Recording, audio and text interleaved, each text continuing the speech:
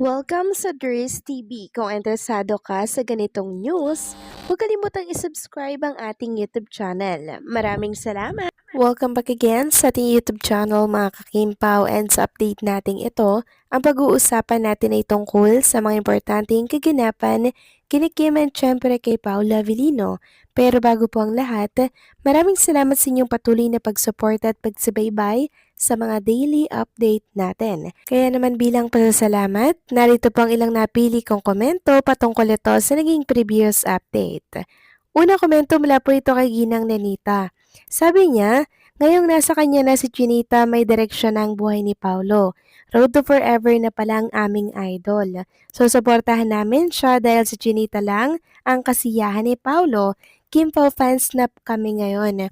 Protektahan natin ang Kim Pao dahil totoo sila. Si Paulo ang lalaking walang kaplastikan, kaya alam namin he is very in love kay Chinita. Maraming salamat po sa komento, Ginang Nenita. Yes, tama po kayo dyan. Nagkaroon ng direksyon ang buhay ni Paula Avellino dahil ang dami pong nabago sa kanya mga kakimpaw.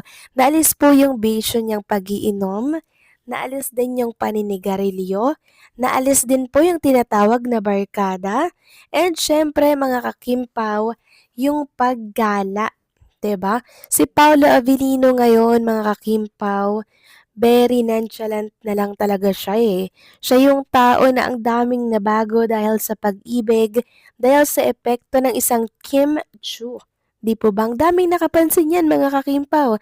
Hindi na po siya nagiinom, hindi na bumabarkada, hindi na nagyoyosi, 'di ba mga kakimpaw? Ang laki po ng pinagbago ng isang Paulo Avellino. And ang dahilan, si Chinita Princess. Kaya tingin nyo mga kakimpaw, papakawalan pa ni Paulo si Kim? Hindi na po. Dahil ito yung babaeng pinangarap niya sa loob ng 15 years at ngayon niya lang po nakamit. Kaya gano'n na lamang po mga kakimpaw ang pagmamahal ni Paulo kay Kim Chu. Kay Kim naman wala tayong dapat alalahanin sa kanya kasi si Kim Chu pag nagmahal seryoso po yan eh. Talagang 100% binibigay niya po yung pagmamahal niya.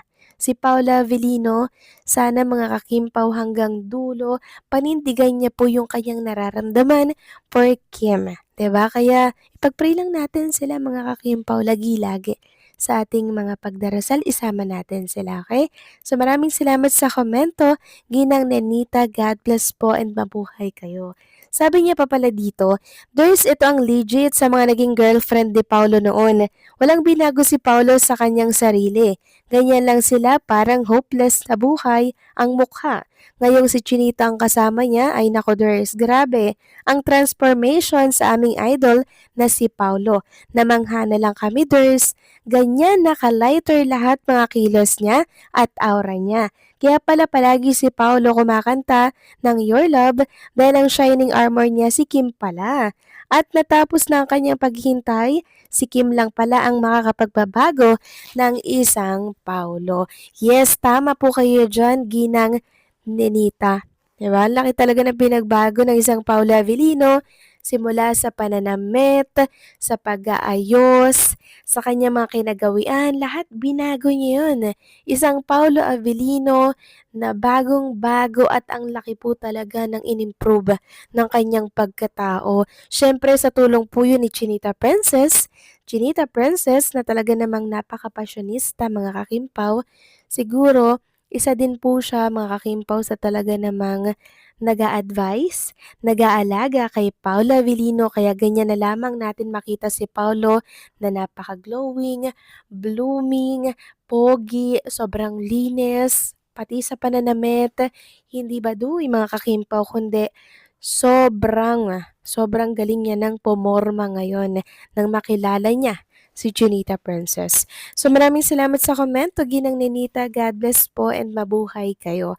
So eto na nga, pag-usapan na natin ang mga balita po na nakalap natin. Sa gabing ito, tunahin na nga nating pag-usapan itong statement ni Junita Princess sa kanyang Instagram story kanina. Sobrang lalim po mga kakimpaw ng kanyang naging statement at hugot dito na kung saan ay kapupulutan natin syempre ng aral sa ating buhay. Sabi dito ni Junita Princess, life gives lessons so you can grow and Toughen up, especially when people think you can't. Show up yourself or show up for yourself. Never doubt your worth. Every day is a lesson, and one day you look back and say, I really came a long way. So nakakagaan po ng loob itong statement ni Chinita Princess mga kakimpaw. Kung baga parang namamotivate tayo sa mga word of wisdom ni Kim Chu. Samantalang next topic naman tayo, pag-usapan natin itong Instagram story ng asawa po ng kapatid ni Chinita Princess na si Carlo Anton. So meron siyang Instagram story na kung saan nasa BGC na po siya mga kakimpaw.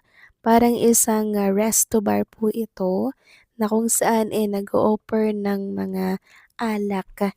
So nakauwi na po si Anton, Carlo Anton, and syempre yung kapatid ni Chinita Princess. Samantalang si Kim Chu po mga kakimpaw, parang nagpaiwan po siya sa Bangkok, Thailand. Kasi kanina, sabi niya good night, 'di ba? Tapos nag-flex po siya ng story na kung saan makikita nga po doon yung view ng hotel na tinutuluyan niya po sa Bangkok, Thailand. And then, ito nga po ang tanong ng mga fan dito sa Facebook. Hindi pa pala siya nakauwi. Hello there, Kimi. Good night or afternoon. So, parang nagpaiwan talaga si Chinita Princess mga kakimpaw at ang sabi pa nga po nila, baka daw sumunod si Chinita Princess. Meron namang nagsasabi na baka daw late upload lang itong pinost ni Chinita Princess. Kaya nga po sinabing story, 'di ba?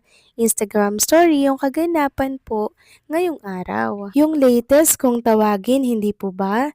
Samantalang na-alerto or na-alarma naman po ang ilang mga fans nang hindi po nila makita at masilayan si Chinita Princess sa It's Showtime kanina. Sabi po nila, wala pala si Kim sa It's Showtime. Parang may problema ata siya kasi tahimik po siya.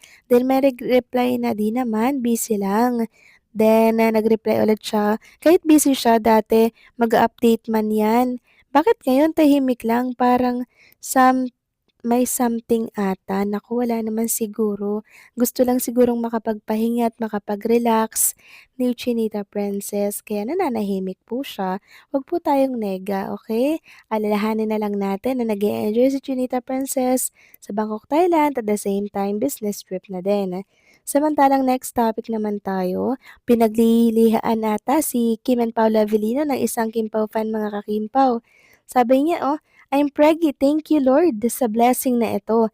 Sana isa sa Kimpaw kamukha, araw-araw ko na naman silang napapanood sa mga video clips. So nakakatuwa lang 'di ba? Paano kaya yun mga kakimpaw? Naglilihi siya kay Kim and Paula, tas kamukha niya, combination ni Kim and Paula Avellino.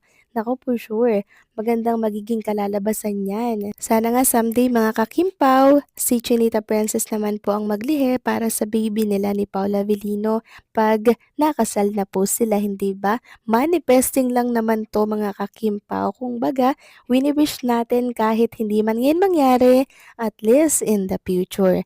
So kayo ba mga kakimpaw, ano pong masasabi ninyo dito? Please comment down below and syempre don't forget to like, share, comment, and subscribe.